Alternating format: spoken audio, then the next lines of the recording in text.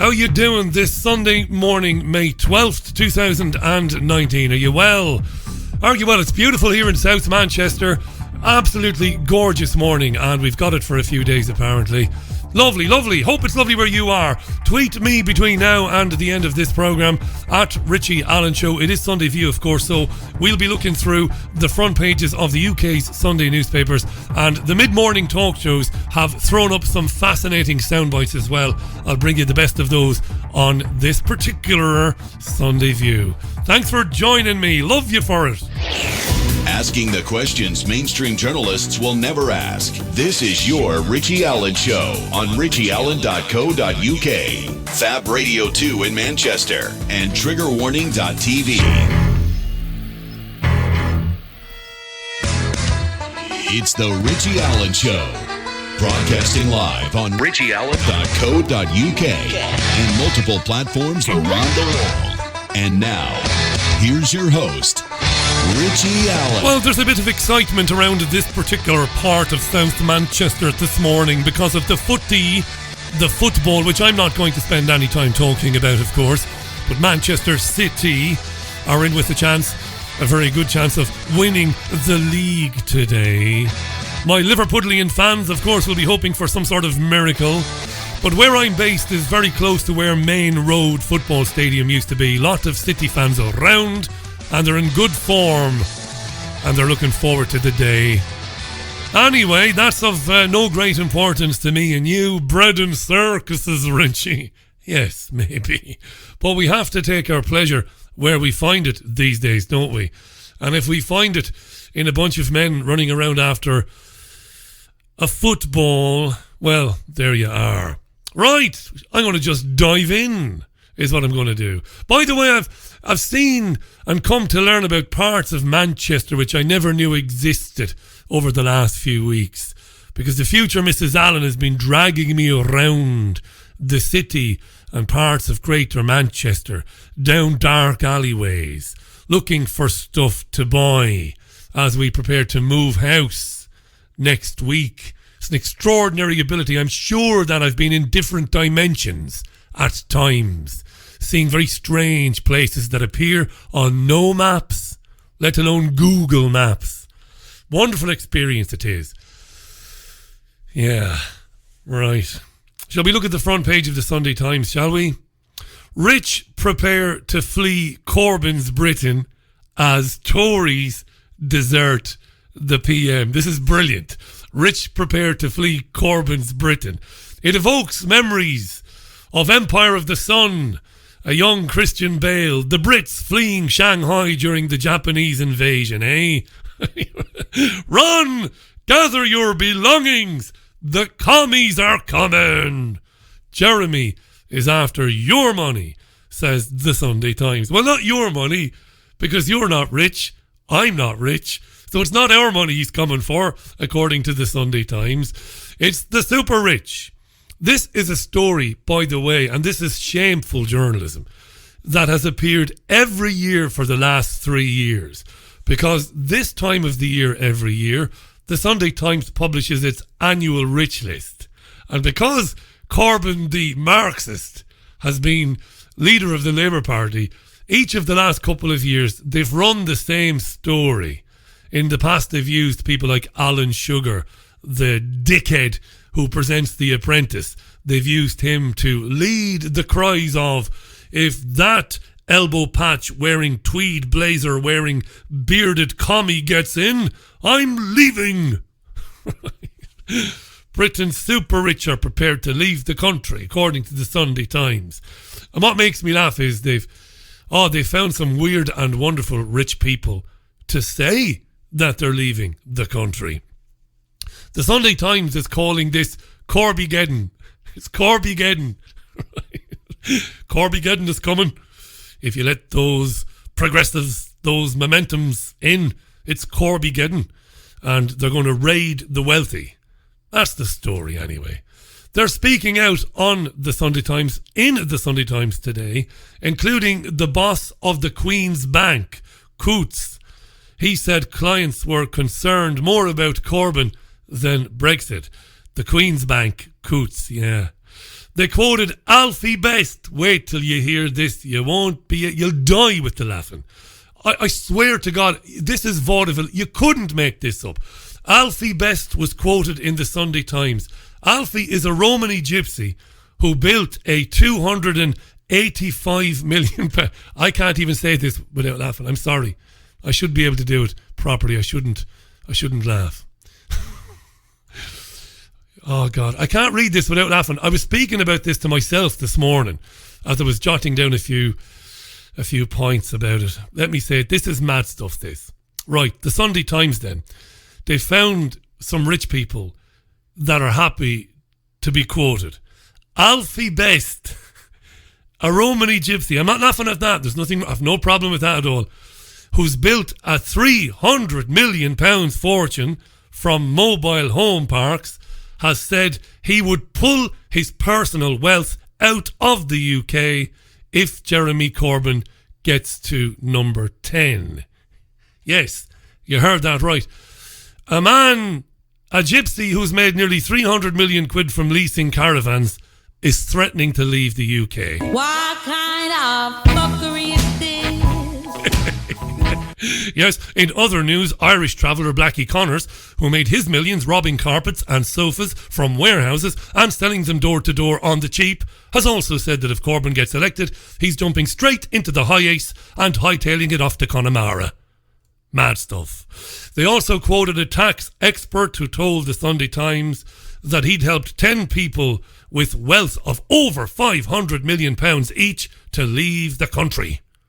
That's a total of 5 billion that's left the country because the mad commie is coming. What kind of fuckery? Yeah. So the Mail on Sunday goes with Brexit and Gavin Williamson. The headline on the Mail on Sunday reads, "Sacked Minister May has betrayed our country." Sacked Minister says May has betrayed our party. Yes, I'm sorry. I said country when it's party. Sacked Minister May has betrayed our party. Thank you. Gavin Williamson is the former Defence Secretary. He was fired over the Huawei leak. He says he didn't do it. The Huawei leak, the Chinese communications giant, which is going to play some small part in rolling out 5G in the UK. At the Defence Council security meeting, whatever the bloody hell it's called, they discussed this. Someone leaked it to the Telegraph. Williamson was blamed and sacked, even though he swore on his children's lives that he didn't do it. There you go. A lot of people said they were very uncomfortable with the choice of language. I'm very uncomfortable with that. And swearing on your children's lives, I'm very uncomfortable. Well, maybe he's telling the truth, maybe. I don't know. Williamson said Jeremy Corbyn's only interest is in a general election. He said even if Labour does a deal, breaks bread with the Prime Minister and announces that both parties have reached an agreement, it can only end in tears. He said the Labour Party doesn't exist to help the Tories. Jeremy Corbyn, continues Gavin Williamson in the Mail on Sunday, will do all he can to divide, disrupt and frustrate the Conservatives in the hope of bringing down the government. His goal, and he's made no secret of it, is to bring about a general election. Williamson said Theresa May seemed oblivious to the fact that many Tories believe she is negotiating with the enemy. He said even if we get to a point where Corbyn agrees a deal with May, when it comes to a detailed scrutiny of the votes, Labour will revert to form.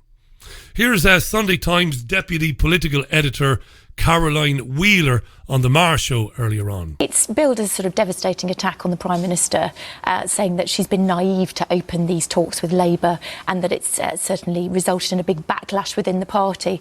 But this isn't something that's new. There's been lots of people talking about how damaging it has been to try and seek a compromise with the Labour Party. So what he's really saying is he used to be the Chief Whip, so he knows what the numbers are here in terms of trying to get something which is some kind of fudge around a customs union with Labour is likely to be when they try and force it through Parliament, which we're told could happen as soon as sort of 10 days' time. Do you think that if because these talks are restarting next week, if the Labour Party and the Tory Party, perhaps looking over their shoulders at Nigel Farage's Brexit Party, did manage to do a deal, would that be possible to get that through the House of Commons on the numbers we've got now? Well, that's, I think, what they're calculating might indeed happen. But what's going to happen is they're going to try and do this before we get to those European elections in a bid to try and buy some of that support back. The difficulty is, can she actually get that deal done with Labour, which we're expecting to happen potentially on Monday? A deal that, of course, would result in the UK staying in the European Union. It would be Brexit, as they have labelled it, in name only. The Observer, then, its front page, reads, poll surge for Farage sparks panic in Tories and Labour. Poll surge for Farage sparks panic in Tories and Labour. This is a round of polling. It's a round of political polling. And it shows that Nigel Farage's Brexit Party is not only likely to do extremely well on May 23rd in the European election, he would also do very well in a general election. Okay. This is according to The Observer. The paper runs with an opinion poll by Opinium, which suggests 34% of people plan to vote for the Brexit Party in a couple of weeks' time. A couple of weeks' time. 21% plan to vote for Labour, and only 11% will choose the Conservative candidates in the EU elections. The Observer says the result has caused a panic in the UK's two main parties. Now, the war criminal, mass murderer, perjurer and all-round villain Tony Blair was on Sky's Sophie Ridge this morning. He, of course, is, well, you can call him a globalist, you can call him a Europhile, you can call him a puppet of the cabal. He is a Rothschild Zionist, of course he is. He's Tony Blair, and he is doing all that he can to keep the UK in the European Union. So he was on to speak with Sophie Ridge. In the early part of the conversation, Blair said he would vote for Labour himself, but he's been saying that Labour voters can vote a Remain party. They can vote another party like the Lib Dems with a good conscience. On the polls that show that the Brexit Party is way, way out in front, Sophie Ridge asked him this. We can have a look at the latest poll, shall we, about the European elections. And you can see here, I mean, the Brexit Party is absolutely topping the poll there. They've got more support than the Lib Dems, the Green Party and Change UK combined. I mean, do you look at this and think, actually, you've got it wrong? Most people don't want a second referendum. Good question, Sophie. But you could have been a little harder with it. It's not even a question of, don't the polls reflect, Mr. Blair, that people don't want a second referendum? That's what she asked. She could have said, Mr. Blair, Mr. Blair. Do the polls not reflect?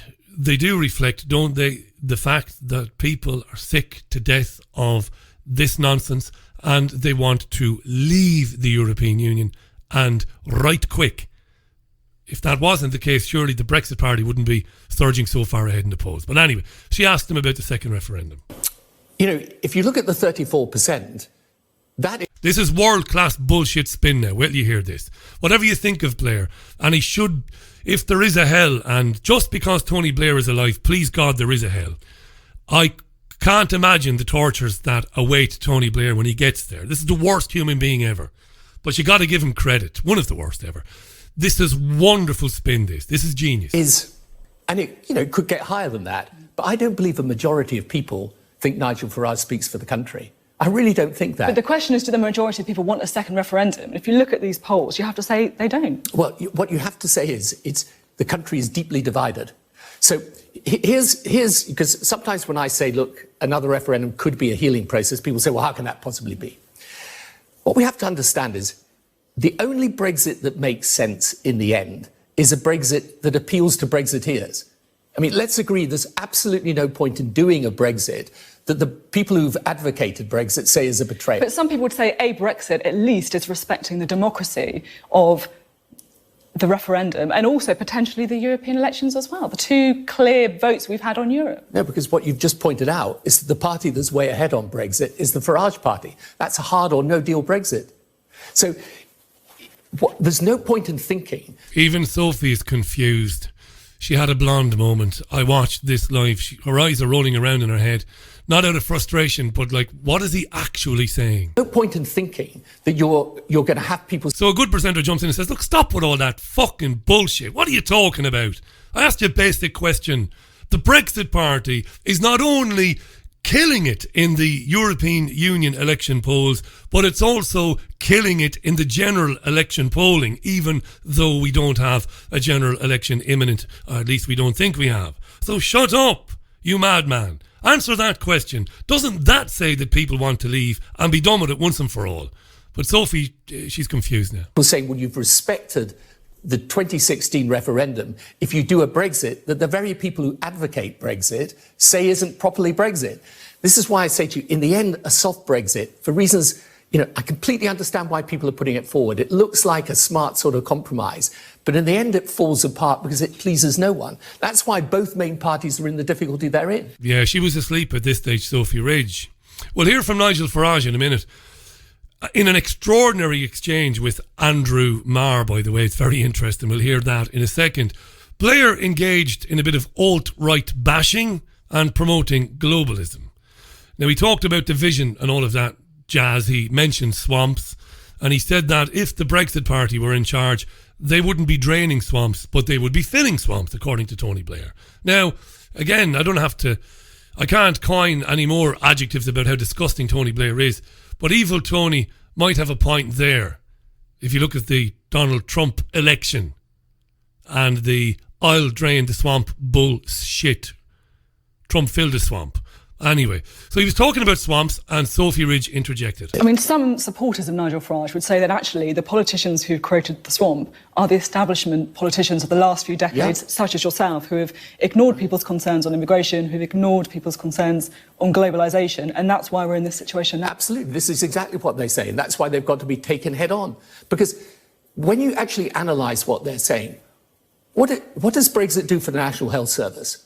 The National Health Service future is decided in Britain. It's not decided in Brussels. That's a lie. I'll come back to that. Brussels.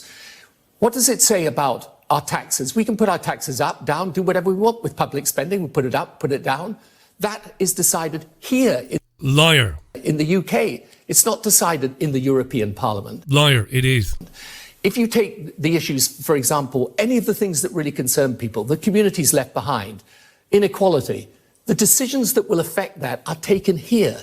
The whole of the Brexit case is based on a myth that we're not in control of our own country. Not a myth, it's a fact. Country. And what Nigel Farage and his people want to do is to use this Brexit issue because they have their own agenda around the country. They want to use it to split the country over Brexit when it's literally the answer to nothing. Of course, I'm no fan of what it is that Jacob Rees-Mogg, Boris Johnson and ultimately Nigel Farage want to do with the country in the event that it severed itself entirely from the European Union. I've gotten into this before. No supporter of any of these people am I. On the European Union not stopping or influencing our decisions over spending, not influencing what we do with the NHS, that's a patently obvious lie by Blair. And again, my horse, what's wrong with me today? The old adage about my kingdom for a horse, right? Well, my kingdom, a horse, my kingdom for a horse. My kingdom for a presenter that stops him in his tracks and says, but let's stop with the fantasy and let's start telling the truth, the provable hard facts. The UK has given net now, £500 billion to the European Union since 1973. £350 million a week to rise to £400 million next year. 250,000 migrants a year, which has a massive financial burden on public services and in turn therefore influences what can and what cannot be spent on public services. Not to mention the fact that Albania, Turkey, Serbia, Macedonia, Montenegro will be members of the European Union, and citizens of those countries will have the right to come to this country and look for work. Imagine the impact then on public services. Now, you've been listening to me for years and years and years. I'm an old champagne Irish socialist who hasn't got a prejudicial bone in his body towards any man or any woman of any colour, race or creed. But it's a fact that when you allow people come to the country, it has a massive effect on two things. One, it has a huge effect on semi-skilled or low-skilled people. British people. Because all of a sudden, what few jobs there are, they're not competing now with people that they've grown up with or people in their own neighbourhoods. They're all of a sudden competing for those jobs with people who come from poorer countries, whom, by the way, you can't blame. So that has a huge effect on spending. She should have jumped right down his throat when he said, we spend what we want and when we want. That was another massive lie. You know, the budget of this country has constraints on it, like every other country in Europe, constraints imposed by the European Union. He's lying. And European Union law is supreme over UK law. Blair is lying. We don't have a Supreme Court here. I've said this 1,000 times. Our Supreme Court is the European Court of Justice. Again, meaning that disputes around trade and the economy are not sorted out here. They're sorted out in Brussels, as well as more than half of our laws, including laws that have an impact on fiscal policy, are made in the European Union. So he's a liar. A journalist, my kingdom. For one journalist to say, stop lying, man, will you? Even if you believed in the European Union, have the courage to say, well, this is what it is. Membership of the European Union is the end of national sovereignty. We've not had national sovereignty here or in my country, Ireland, for decades. It's a fact. Shall we leave that? There is a little bit more Brexit. A little bit more. There's more than a little bit more. We've got to hear Farage. Farage was on the Andrew Marr show this morning and it was very good. Sunday Telegraph headline, Brexit party beats Tories in general election poll. So we've just been talking about polling which shows that the EU elections will be won by the Brexit party in this country. The Telegraph goes further. It has a poll by Comres which suggests that Mr Farage's party, as the Telegraph describes him, Mr Farage, the Brexit party, would do significant damage to the Tories in a general election, winning 49 seats, they reckon. Wow. If that's true, Comres says the Brexit party might take 49 seats and those seats would come from the Conservatives, which would be astonishing if that were to happen. So Nigel Farage was on the Andrew Marr show today. He was also on Question Time with Fiona Bruce, who's presenting that now after the retirement of David Dimbleby. And that threw up a bit of a controversy on Friday with political, I don't know, commentators and political Twitter sphere people claiming that Nigel Farage has been on the BBC in recent years more than any other politician. Now, there might be some truth in that, I don't know. And the comedy show, Have I Got News For You, Ian Hislop, Paul Merton, with a guest host, that was due to be hosted by Change UK's Heidi Allen, I believe, on Friday. And that programme was actually binned because there were claims that it might be politically biased. People were saying that if we put this comedy show out where Heidi Allen will be hosting with Merton and Hislop and having a laugh at maybe other parties, that might be biased, so we might have to take that down. So it's a big row about how much time Nigel Farage is getting from the BBC. Anyway, so he was on this morning, and the first question Andrew Marr asked him was, why didn't you advocate no deal 3 years ago during the campaign before the referendum? That's a good question. Why didn't you advocate no deal before the first referendum? Imagining we're going to have another one. Because it was obvious that we could do a free trade deal. Monsieur Barnier, the others were talking about this. The problem is the Prime Minister never asked for it, so we finished up in the mess that we're in. And it was obvious, but it didn't happen. Well, because the Prime Minister didn't ask for it, she chose to go for this close and special partnership. Basically, right from the start, she was happy for us to be kept very close to the customs union. So where we are now, the only way the democratic will of the people can be delivered is to leave on a WTO deal. So you accept that you weren't advocating no deal back then, which you now... Oh, no. In the referendum itself, I was the one that coined the phrase, no deal is better than a bad deal, which of course is pretty obvious. I've gone back and you said it, if you said it, you said it away from the cameras and the microphones. I'm sorry. No deal is better than a bad deal. I was using every day for the last 2 weeks of that campaign. We can't find it. I think Farage is lying, to be honest. And I say that for the simple reason. During the campaign, there wasn't so much talk of a deal at the end of the process. So when they were campaigning before June 23rd, they were campaigning hard on the manifestos. They were saying, you've got to take back control of the borders, you've got to take back control of the laws, you've got to take back of blah, blah, blah. We will do a free trade deal with the European Union. That's what the UKIP party were saying. I don't remember any talk of a deal at all. Now, when I'm saying Farage is lying, I'm not saying he's willfully lying or that maybe Farage imagines that he was saying this back during the referendum campaign, but I don't think anybody was talking about this stuff. I think Mar has a point, even if it's a pedantic one, to say, well, you weren't saying that we should have no deal back during the campaign itself anyway. Well, you better look closer. What I can find is you talking about a deal and the possibility of a deal. Here, for an example, is a free trade deal. Well, here's an example of what you said at the time. Iceland and Switzerland can get deals that suit them. We can do something far, far better than that. Norway chooses its own deal. We will choose our own deal. But we didn't. But we had a Prime Minister who has willfully deceived us. And by the way, what she's put to Parliament 3 times isn't a deal, it's a new European treaty. I didn't spend 25 years campaigning to leave the European Union to sign up to a new treaty. Farage, right. What about the mandate for no deal? Is there a mandate now for no deal in the country? So you can accept that from the point of view of the referendum in 2016, there is no mandate for a no-deal Brexit. I'm sorry, I couldn't disagree more. We voted to leave. We didn't vote for a deal. We voted to leave once in the referendum. The year after that, both the Labour and Conservative parties promised us in their manifestos they would honour the result of the referendum.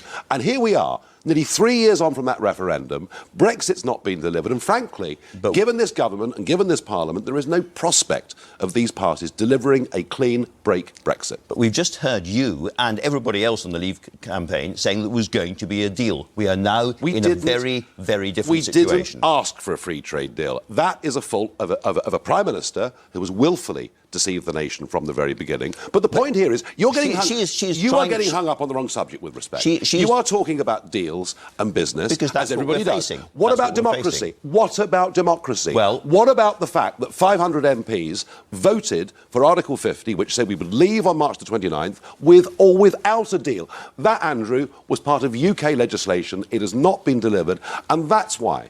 That's why there is a massive appetite for the Brexit Party right now, because people want to live in a democratic country. People want to live in a democratic country, he said. Then it kicked off a little bit. Farage got pissed off at Mar's questions about previous campaigns, and it got, well, a little bit lively. Do you want to discuss these European elections or not? Yes, I certainly do. But Go on then, let's try. Do you still believe that worrying about global warming is the stupidest thing in human history? I believe that if we decide in this country to tax ourselves to the hilt, to put hundreds of thousands of people out of work in manufacturing industries, given that we produce less than 2% of global CO2, that isn't terribly intelligent. But as I say, here we are with one of the biggest changes in politics that's ever occurred, and you're not even interested. Do you still What's wrong with the BBC? Do you still want to What is wrong with the BBC? Do you still want to roll back gun controls and reintroduce handguns to this country? This sums it up. Do you know, I've been going around the country speaking at pack rallies every night, and do you know who's not there? The BBC. And from this line of questioning now, I can see why. Did Farage say at any time, I don't know, when you don't have a producer or a researcher, it's difficult to keep on top of everything. I don't remember Farage saying that they would reintroduce handguns in this country. He might have, and if he has done, if you've got a link to that, do share it on Twitter. I'd like to see it. But it's getting nice and testy now. Do you believe that we shouldn't tax ourselves on global warming? Do you believe that we should reintroduce handguns? Farage is getting kind of annoyed now. See why? Do you still? You're just not interested, are you? Do you still feel You uncomfortable are with foreign just languages not being interested, spoken are you? on trains? Let's talk about democracy. Let's talk about trust. Let's talk about competence in politics. This is ludicrous. Do you still feel that people with HIV shouldn't be allowed into this country? It's relentless from Mar. Do you get pissed off when you hear people speaking foreign languages on trains? Do you believe that people with HIV shouldn't be left into the country? Do I think the National Health Service is there for British people? Yes, I absolutely do. So you still do. This is absolutely ludicrous. I've never in my life seen a more ridiculous interview than this. You are not prepared to talk about what is going on in this country today. You're in denial. The BBC's in denial. The Tory and Labour parties are in denial. I think you're all in for a bigger surprise on Thursday week than you can even imagine. We have talked about it. Do you still admire Vladimir Putin? It gets better. No. I've never admired Vladimir Putin. You asked, I said I wouldn't like to live in his which country. current world leader you most admired. You told GQ magazine, as an operator, but not as a human being, yes. I would say Putin. The way he played the whole Syria thing, not as a human being. So I don't like him as a human being. What is your question? What is the relevance of this? I'm trying to work out who you are and where the Brexit Party, which wants to destroy the party system, is going. You haven't asked about a single other member of the Brexit Party. You haven't commented on the fact we've got the most diverse list of candidates of any party fighting in this election. From the Revolutionary Communist Party right through to the right. Well, that's worth discussing, isn't it? How have we managed to get left and right together? These things are really interesting to your viewers, not trawling back to a series of quotes from years ago. It's been an interesting week with the alt-right and the BBC. Ben Shapiro, whom I didn't know very much about, but apparently he's got a massive following. Ben Shapiro was on the Andrew Neil show the other day and walked off it, in fact. That's what snowflakes do, they walk off. But Farage didn't walk off, he hung about till the end of the interview and they parted friends. To be fair, Nigel is on the BBC all the time, he's got nothing to complain about. If you're on the BBC all the time, you've got nothing to complain about, Nigel. Yeah, the B-52s, Love Shack on the Richie Allen Show, Sunday View for Sunday, May 12th, 2019, 26 minutes to the top of the hour. These are the damned. Good morning has been listening to this show while watching the cycle race. Good for you, mate. Nice video of that. Let me just retweet it there. Retweeted. Done. Yorkshire, isn't it? Isn't it the Tour de Yorkshire? I could be talking through my backside now. Is it the Tour de Yorkshire? It might be. Hi to William. Hi to Gail. Good morning to Dean Smith. It's the BBC, Dean. But then Nigel can hardly complain. As I said, he's on it all the bloody time, you know. David tweets, Richie, anytime they make it notoriously difficult for the under-18s, they are planning for a war, like in 89-90. Stupidly difficult exams, and nothing but a YTS or the service, military service, as an option. The Gulf War, all goes easy again in 1991. That's an interesting observation, David, and you might very well be right. Hasn't the Labour Party promised to bring parity and equality to workers under 18? And it's a policy you couldn't argue with, to be honest. Let's be fair about it. If you're working in a company and doing the same job as somebody in their mid-20s, why should your hourly rate be fucking lower because you're under 18? It's quite mad, really, when you think about it. So if that's the case, I agree with Labour, if that is the case. Hi to Martin in Spain. Thanks, Martin. I'll miss the programme as well. It isn't much of a break when you move, no, but we're looking forward to it. And hi to Liz Jones. How you doing, Liz? Likes the B-52 tune there. We're looking forward to it. It's a brand new dawn for us and for the Richie Allen Show. So, you know, it's going to be easier. Our financials are going to get a bit less squeezed. That's why we're moving. And, you know, I'm normally I'm a very private person, me. I don't talk about my affairs, but I'm also, you know, I'm pretty open on the show about what I am and who I am and what I do. It's going to be financially a little bit easier. It's not easy these days. And things in the very near future are going to get much more difficult for programs like this one, not just mine, but ones that depend entirely on their audience.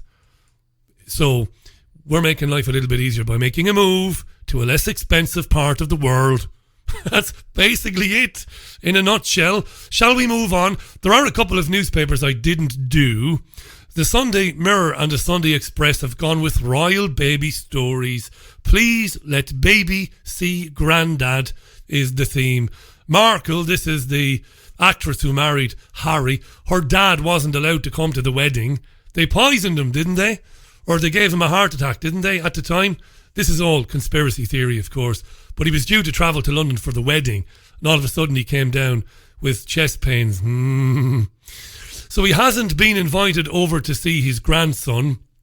So the headline, "Please let Archie see Grandad," features in a few papers.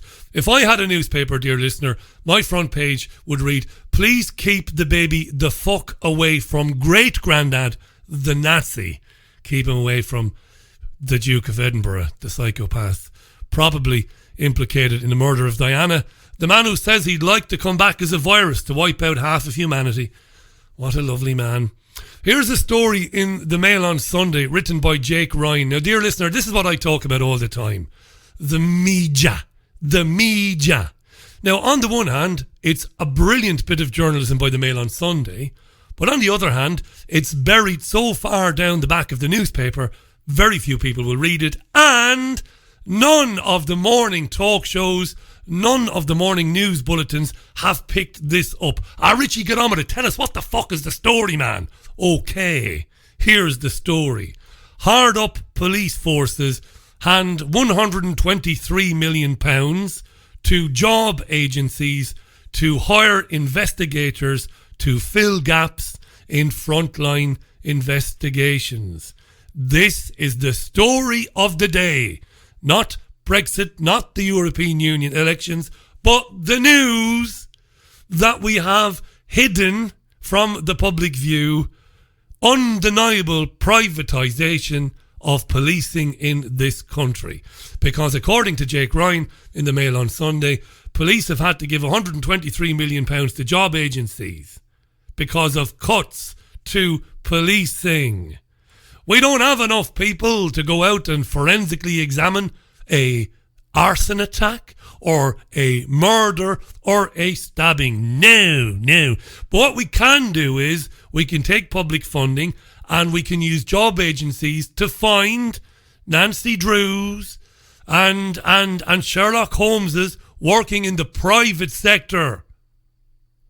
Private policing companies, private investigation companies, private forensic companies. This is the biggest story of the day. Why didn't you lead with it, Richie? Because I was building up to it. Unbelievable. These are freedom of information requests made by the Mail on Sunday. See, this is real journalism. Like I've said before, real journalism is not dead in the mainstream. It's 96% dead, but there are still guys and gals out there, God love them, doing their best. Jake Ryan has done a great public service today. Sadly, only a few Daily Mail readers will read it because none of the broadcasters, as I've already said, could be bothered, their hairy, smelly arses, covering this story this morning. Maddening. Millions and millions and millions of pounds paid out by UK police forces to private corporations that provide experts to them to investigate sexual offences, gangland crime. Wow. No possibility of any corruption there then, eh? This is the privatisation of policing. I've said it 1,000 times, even to the great Peter Kirkham, who's been a regular on this show, the former Met detective. He doesn't believe that privatisation is coming in. This is the way they do it. Staff being paid £20 an hour. Companies called Peel Solutions. Companies called Red Snapper. These are like military contractors, but police contractors. Do you understand where I'm going with this? I'm boiling mad this morning. This government and previous governments have destroyed policing in this country. And yet millions, hundreds of millions, are being spent on private police contracting firms. Wow. Not a dicky bird about it on the news this morning. It's 18 and a half minutes to the top of the... I'm not going to over-egg the pudding. I'm going to leave that with you. Imagine it. We don't have any good men and women in uniform to go out and do this stuff. Well, we'll go to a private policing company. And we will use an agency to do that. Wow.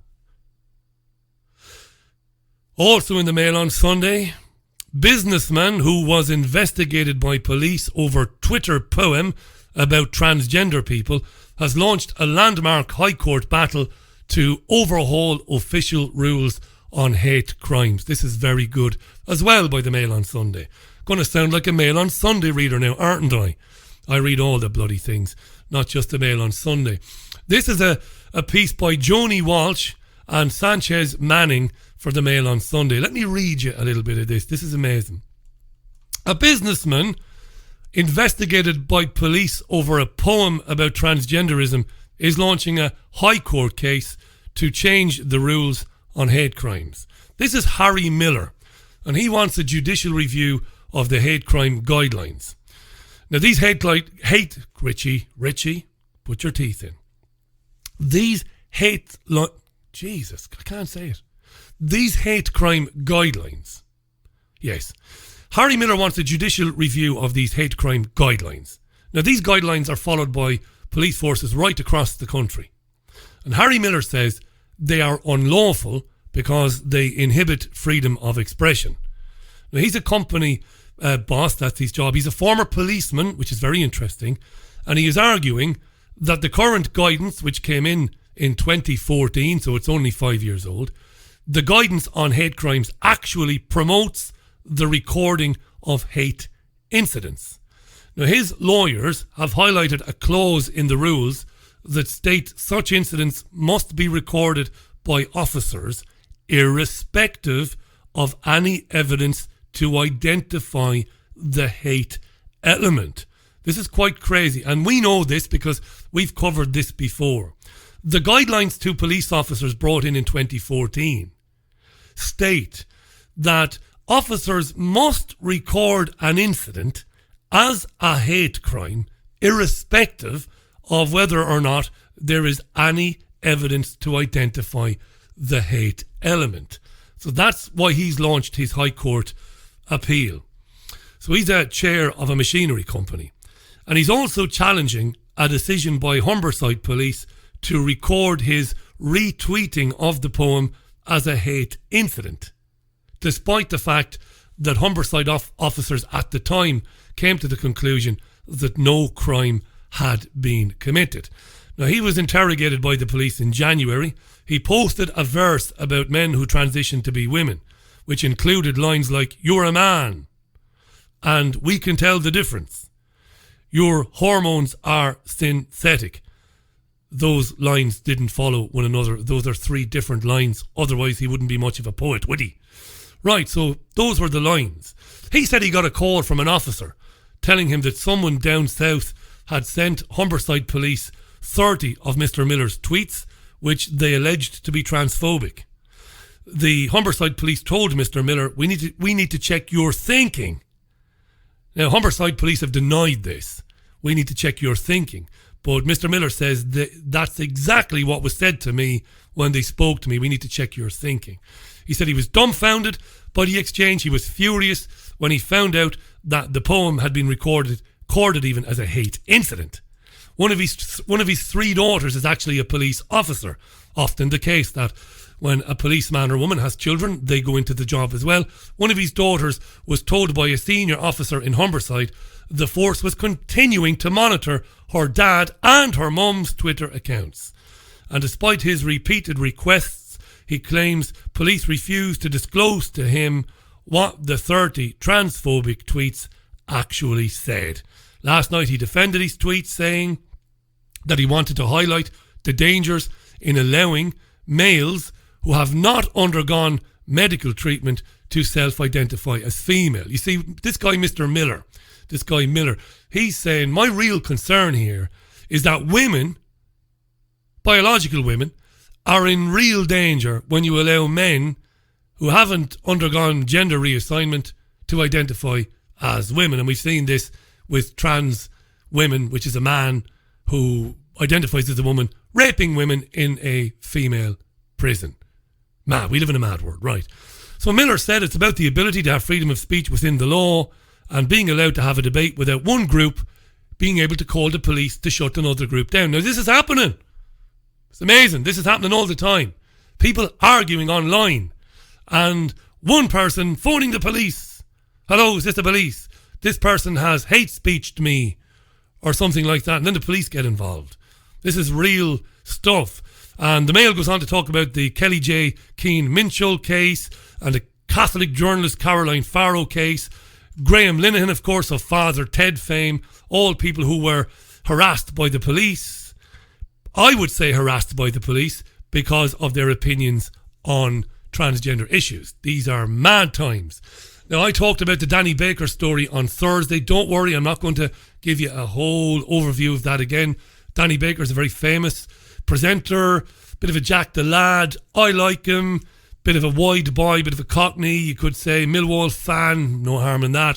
Danny Baker posted a picture of two well-dressed people with a well-dressed chimp and said, royal couple leave hospital.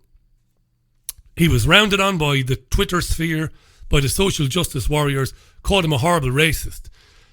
Baker maintains that he hadn't a clue what was going on, that when it was pointed out to him that the child had mixed race heritage and it could be construed that he was a bit of a bastard, he quickly took it down and said, I didn't mean that.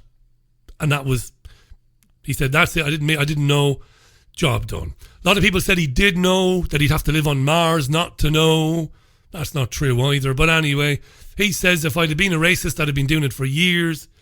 He said it's amazing how many people are very, very good, how great some people seem to be at hiding their racism, but I'm supposed to be just stupid racist who unmasked himself with the tweet that I tweeted about the couple and the monkey.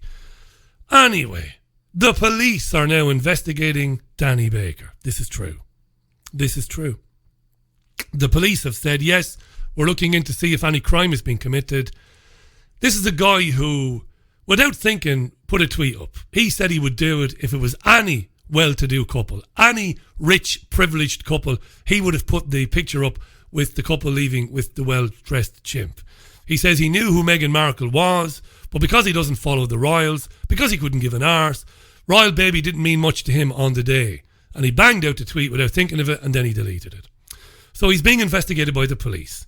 Now, the chairman of Theresa May's Race Disparity Unit, unbelievable, is a guy called Simon Woolley. And Simon Woolley was on LBC Radio with Tom Swarbrick. And Woolley said people need to be held to account for what they do. I think the matter should be closed. But he did say that he believes that Danny Baker is a closet racist. This is Theresa May's Race Disparity Unit Advisory Group Chairman. This is Simon Woolley. People need to be held to account for what they do. I think that's happened, and I think the matter should be closed. I mean, I wouldn't like to see Danny Baker back on the airwaves anytime soon, because I do worry on whether or not that given what he did, he might be a closet racist. Now, he's saying it wasn't racist, but I guess the jury's still out. So I definitely wouldn't like to see him on our national airwaves. But getting the police involved, I guess they have to investigate, but I think the matter's done. Done to the extent that you think that Danny Baker is a closet racist who has, accidentally outed himself as a racist? Well, I think it might be. I think it might be a closet Why? racist. The jury's out on that. There's no doubt that what he tweeted is racist, no doubt. But there's no doubt. I mean, I guess. But do you think the intent was to be racist? Area. Yeah, but that's right. That's exactly right. Whether the intent was racist, and you'd have to be on planet Mars not to know that Meghan Markle is not mixed heritage. But whether it was a deeply racist intent, I don't know. Only Danny Baker will be able to tell you that. But he's been sanctioned, that he's been fired, and that he shouldn't be back on our airwaves anytime soon. For me, is sanction enough. He shouldn't be back on our airwaves anytime soon because of a lapse of judgment. I don't believe he didn't know who Meghan Markle is. Well, he said that he knew who Meghan Markle is. But as to the deeper, wider background of the woman and her family heritage, maybe it wasn't on his mind when he tweeted out the old picture of the couple and the monkey. You know what's going on here? I know I've said this before, I'll say it again. We're teaching the generations that are coming behind us, I don't want to use the term young people, we're teaching them that there is no forgiveness for making a mistake, that there is no redemption. Even if Danny Baker did put it out there as a silly gag, and even if he did know, you'd say, right, that's out of order. And you would expect him to be disciplined by his company, which is the BBC. Even if he did know, you'd expect him to be suspended. And you would expect him to answer for it, to speak about it. Right? No. No forgiveness, no redemption. If you screw up, you're a pariah. Now, I believe that Danny Baker didn't know what he was doing at that moment. And that when it was pointed out to him, oh yeah, Christ, yeah, it could look a bit racist, that I'll take it down. But it doesn't matter. So it's a kind of a conditioning for children, for people, for young people. I said it there, I said it, young people. That this is a world that is going to be sanitized. And you must be on this side of the ledger at all times. You can never stray into the red, because if you do, the consequences for you will be profound. And I know I'm only saying what I said the other day, but there you are.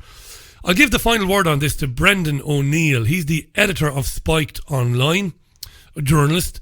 Brendan O'Neill, and he's very horrified that the police have taken an interest in the Danny Baker situation. This is Brendan O'Neill, and he's speaking to Talk Radio. You know, coming back to Danny Baker, I think the really serious problem here is the involvement of the police. And I think this really takes it up to another level. It shows what a shockingly intolerant country we have become, that the police are now investigating jokes. Now, you might think it's a bad joke, an offensive joke, a stupid joke. I would agree with all those descriptions of his tweet.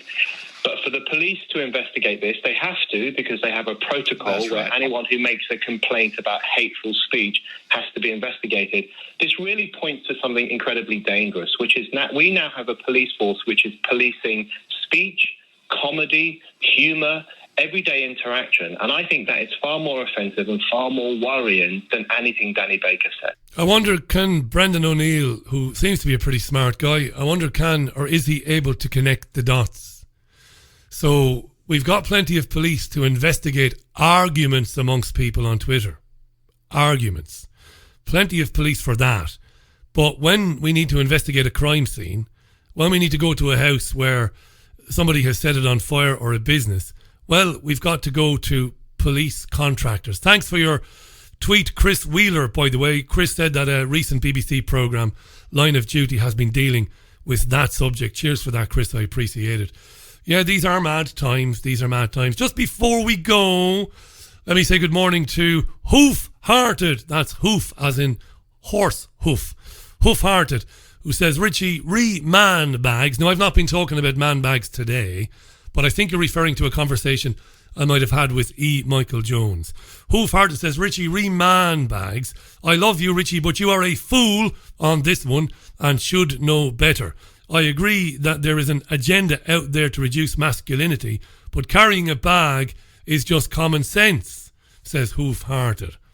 I never said that carrying a bag of some description is not common sense, my friend.